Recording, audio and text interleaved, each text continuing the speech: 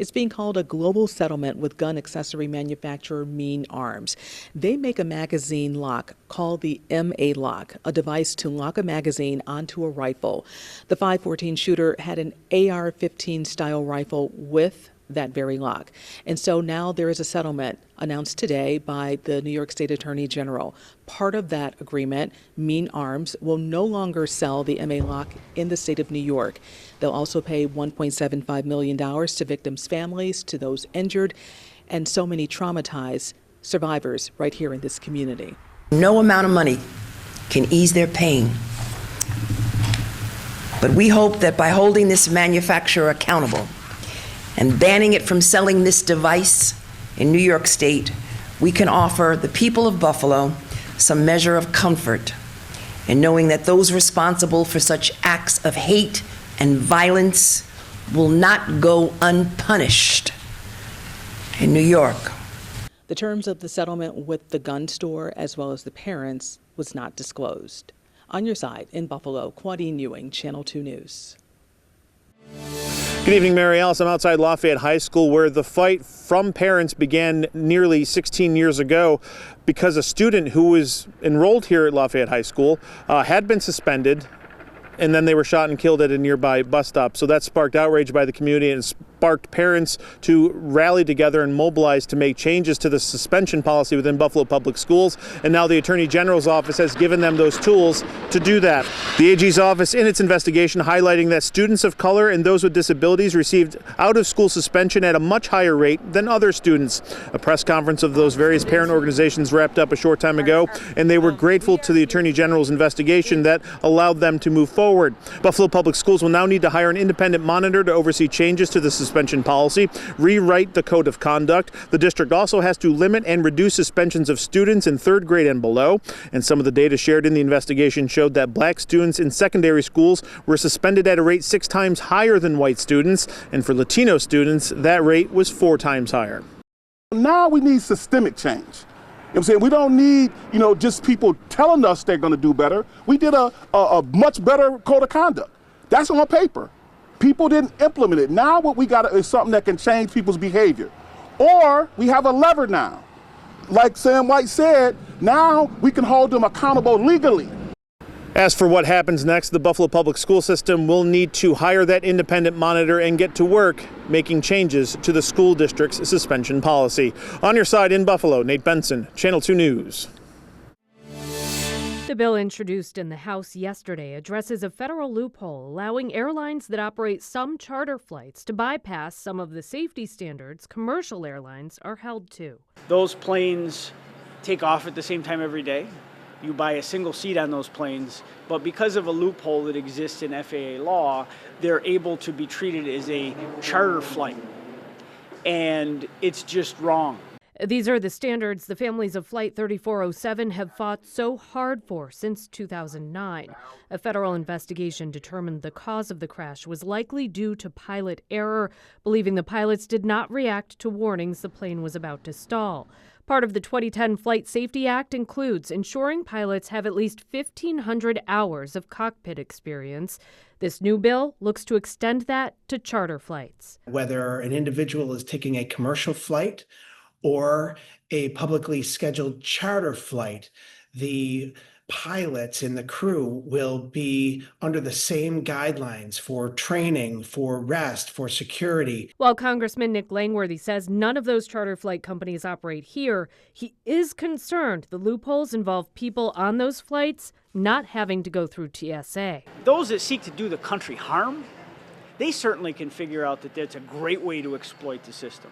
I'm worried drastically about the vulnerabilities that we have to terrorist attacks. This loophole has allowed some of these private companies to exploit the safety standards and has actually allowed them to ignore the rules that these families of Flight 3407 have so incredibly fought for and succeeded in getting over the finish line here in Congress.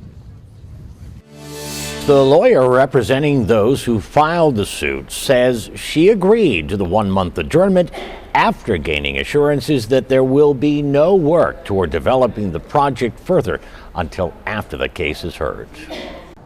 The Common Council has already approved the plan by Buffalo Police to turn the former Matt Urban Hope Center, vacant for a few years now, into a police training center, which would include an indoor firing range. And you cannot make representations to the people who will live within 50 feet of it that they won't constantly hear pop, pop, pop, pop, pop all day. But in approving the necessary rezoning, city officials determined the indoor firing range, constructed in a concrete envelope lined with state-of-the-art sound-reducing materials, would produce noise levels which will not significantly exceed existing ambient sound levels in the neighborhood, concluding no impact to the surrounding environment in terms of noise or any other thing.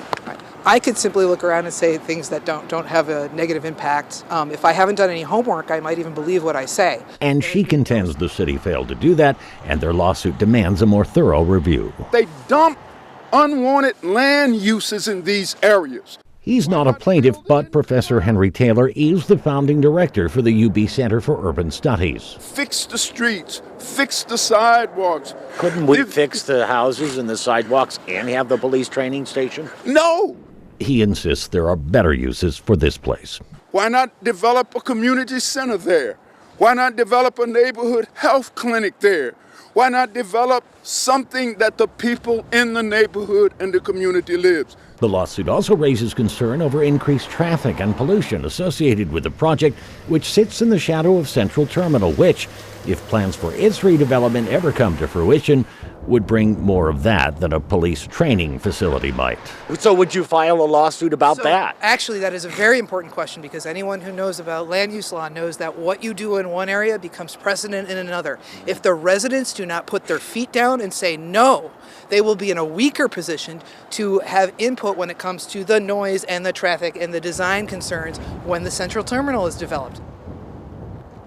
The two sides are due back in court in 1 month. On your side of the newsroom, Dave McKinley, Channel 2 News. Yeah, that's right. A spokesperson from the city of Buffalo says the 4-year-old child is expected to survive and was scheduled for surgery today. This shooting happened in the 1900 block of Bailey Avenue on Sunday afternoon. Last night, City of Buffalo detectives executed a search warrant at the child's home. Community leader Pastor James Giles says when any kind of gun violence is concerning, he does not believe this shooting was targeted. He says regardless of what happened, he believes this incident serves as a reminder for parents to check in with their children.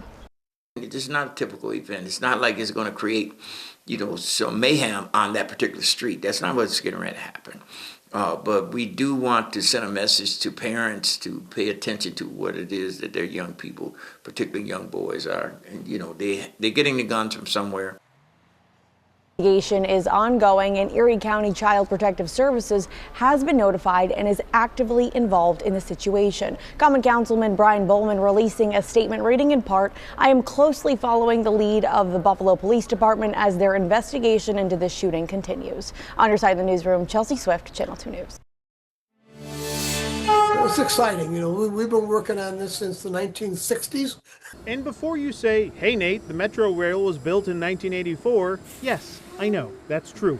But light rail has been talked about since construction of the UB North campus began in 1968. Despite being a very car-centric region, transportation advocates have pushed for multiple light rail lines throughout Western New York. We think that there's going to be a lot of development potential as well along the light rail to Amherst. Now the 7+ mile expansion from UB South to UB North is one step closer to happening. The expansion will cost north of $2 billion, and Congressman Tim Kennedy announced Tuesday that the Federal Transit Administration has given its blessing and approved the environmental impact statement. Apparently, no loons will be impacted by the project. It's finally happening, and the exciting part too is that the NFTA actually has funding to do the next step, which is the engineering design. So we'll move ahead with that, and then that'll take a couple of years. There were several options on the table for the NFTA, including do nothing, develop a bus rapid transit system, or light rail. In a press release, the NFTA said, quote, "The LRT extension will provide fast, reliable, and convenient transit service, offering a one-seat ride between UB's campuses and reducing traffic congestion by shifting automobile trips to transit." No NFTA officials were available Tuesday for an interview. However, Doug Funke from the advocacy group Citizens for Regional Transit was, and he always believed that light rail was the best option. The $2 billion price tag, he says, is worth it. I mean, everything costs a lot more money now, and that we've known that was sort of the number for quite a while, and it could even go up from there. But that's the cost, and I think it's reasonable. I mean, that's what it costs for any project of this size nowadays. Which, if we're keeping tabs, it's all taxpayer money at the end of the day. Hey there. Well, these are temperatures that no one should be outside in, and that's why here at Niagara Gospel Mission in Niagara Falls, over 30 cots fill this gymnasium, and they say they're prepared to put in more if they need to. And they're helping some of the most vulnerable population off of the streets here in Niagara Falls. Inside of Niagara Gospel Mission, Thanks for coming to the Gospel Mission. You have a wonderful evening. a warm meal and a warm bed are lifelines during a frigid winter. We want to make sure that we are getting folks in off the street and we are helping them in any way that we can. Colton Lackey is the mission's development director. He says the mission's Code Blue program provides unhoused people in Niagara Falls with a safe place to sleep when the temperatures or wind chills drop below freezing. So we take a van out instead of once a night this year. We've been going out 3-4 times a day looking for folks just because it is so cold right now. He says this extended stretch of extreme cold has increased the need for shelter. Each night, the amount of cots that have been in this room are more full. It's pretty frigid, and so the need just continues to rise during times like this as it gets colder and colder and stays like that for a long time. And the impact of that program is clear. I was stumbling down the street and I was stranded, and it was cold and snowing real hard. And I was just about to give up. And I prayed to God to lead me in the direction that He wanted me to go. And I saw that sign that Jesus saves, and that's what brought me to this mission. Ricky Deckelman once turned to the mission for help. Today, he's a resident and a volunteer with the Code Blue program. I look forward to helping people because it helps me heal from my past, and I don't want to see them struggle. What started as a search for warmth has turned into a path forward. And we still have lots of cold ahead of us. Code Blue here at Niagara Gospel Mission. It'll be going on until March 31st. But, beyond that, they're still here, still helping people year round. On your side, Alyssa Clausel, Channel 2 News. Back in February 2024, we heard about the status of Buffalo's snowplow fleet from James Cross, who had been hired in 2023 by the then Brown administration following the deadly 2022 Christmas weekend blizzard to become the city's new fleet manager to monitor and handle fleet maintenance. We have old but functioning vehicles, but our infrastructure with the mechanics and the garages do a great job of maintaining the vehicles. Mayor Ryan mentioned the old plow fleet as a City Hall candidate along with other members of council. And more recently, we heard from City DPW Commissioner Nolan Skipper when he said this about the plows. Oh, you're right. You can't just overnight go and spend millions of dollars and buy a bunch of new plows, but we're actually pushing to hopefully get 6 new plows going into next season. It was part of the capital budget this go around, and we're really pushing to kind of continue to beef up that fleet. But yesterday, at a state budget hearing on local government before state lawmakers, Mayor Sean Ryan said this. Snow and ice is really tough on equipment.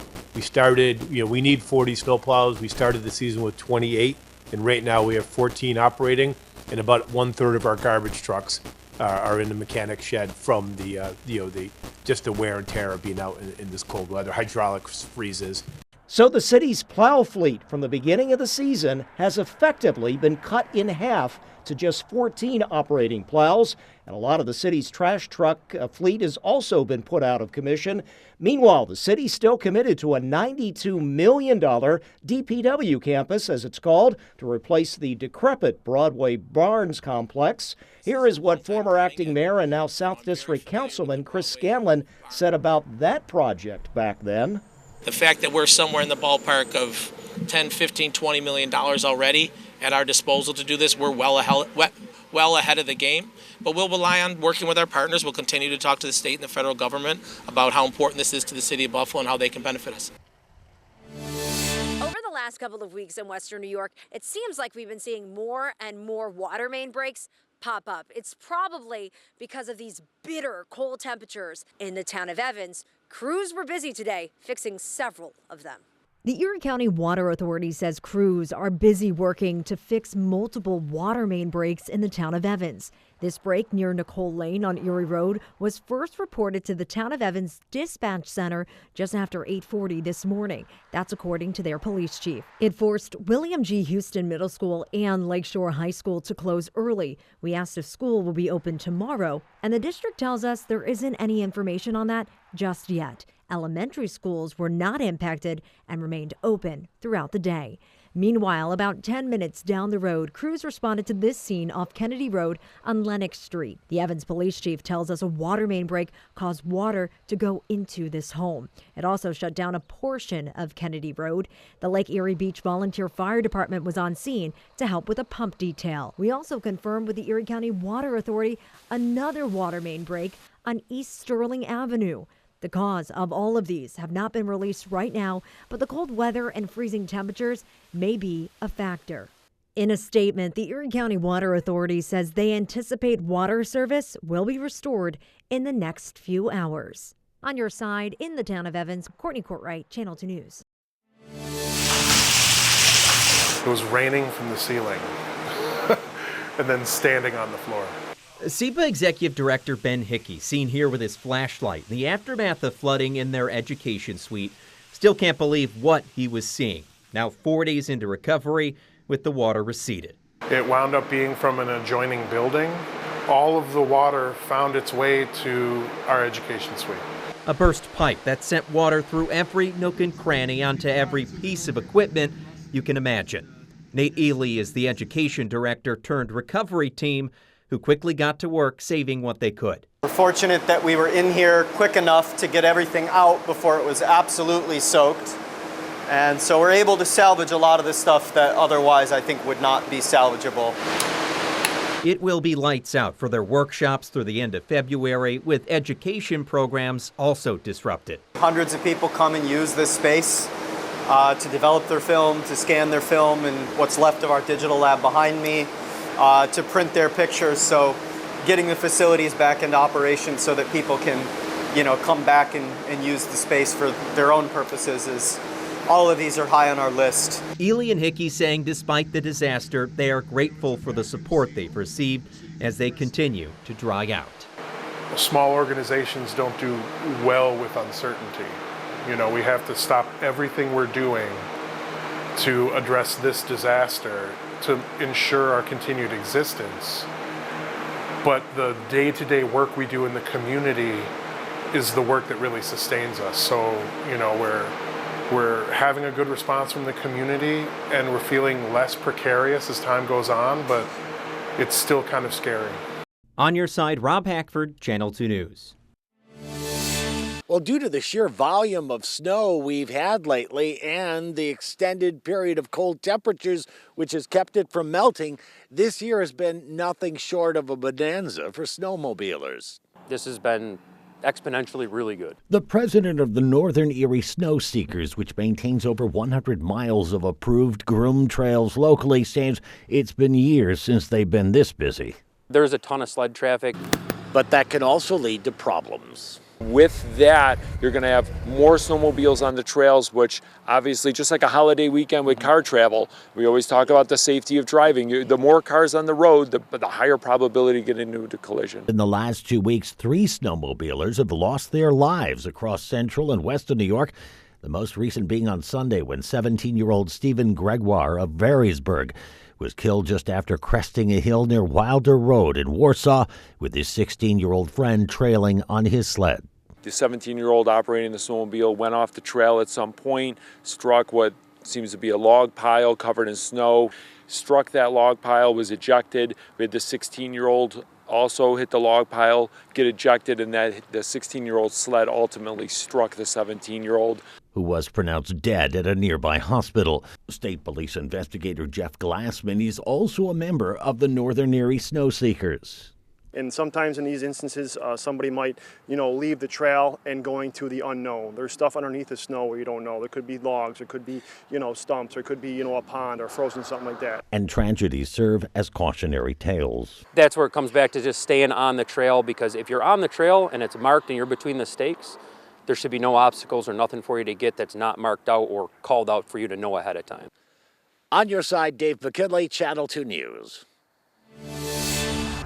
The superintendent of Warsaw Central Schools says the alleged incident involving middle and high school basketball players is being taken very seriously. 2 on Your Side has learned at least 4 students were involved and there was a recording. In a statement, the school district says they have received additional information related to its ongoing investigation. And since those allegedly involved were athletes, the superintendent says as a result, the remainder of the JV and varsity basketball season has been canceled. We reached out to Section 5 to see how this impacts the season. We have not heard back. Officials outside of the school district got involved when they heard of alleged hazing and alleged sexual assault. In a statement, the Wyoming County District Attorney says his office, along with the Warsaw Police Department, are looking into the incident. But given the age of the individuals involved, he is unable to comment further. At this time, no criminal charges have been announced. Officials are expected to have more information on this investigation next week. More information for parents could come at the next Warsaw Central School District Board of Ed meeting. That's February 24th. On Your Side, Claudine Ewing, Channel 2 News. Trial was arraigned just after 2:30 this afternoon in Genesee County Court and remains held on $100,000 cash bail. He said nothing at his arraignment, which was conducted with the assistance of a translator fluent in Mandarin. Xiao, who lives in Queens, was driving the bus on its way back to New York City after a sightseeing trip to Niagara Falls when it veered off the thruway and rolled over. In all, 5 people died in that crash and dozens of others were injured. Genesee County District Attorney Kevin Fennell would not offer much more about what led to Xiao being charged than what police had already said about him at the time of the crash. There's no evidence of drug or alcohol impairment. The charges stem from the decisions made and the actions taken by Mr. Xiao as he operated the bus on the New York State Thruway in Pembroke. But when asked specifically what actions Xiao took or didn't take that led him to charging Xiao with the victims' deaths, Fennell refused to elaborate. And when we asked him about witness accounts that Xiao had been reaching for a rolling water bottle when the bus veered out of control, he wouldn't say anything about that either. Xiao was charged under a sealed indictment that was actually handed up by a grand jury in late January, but he wasn't arrested until 2 days ago in Putnam Valley. That's about 60 miles north of New York City. It was outside an undisclosed business, according to state police, after what they described as several days of surveillance. On Your Side in Batavia, Dave McKinley, Channel 2 News.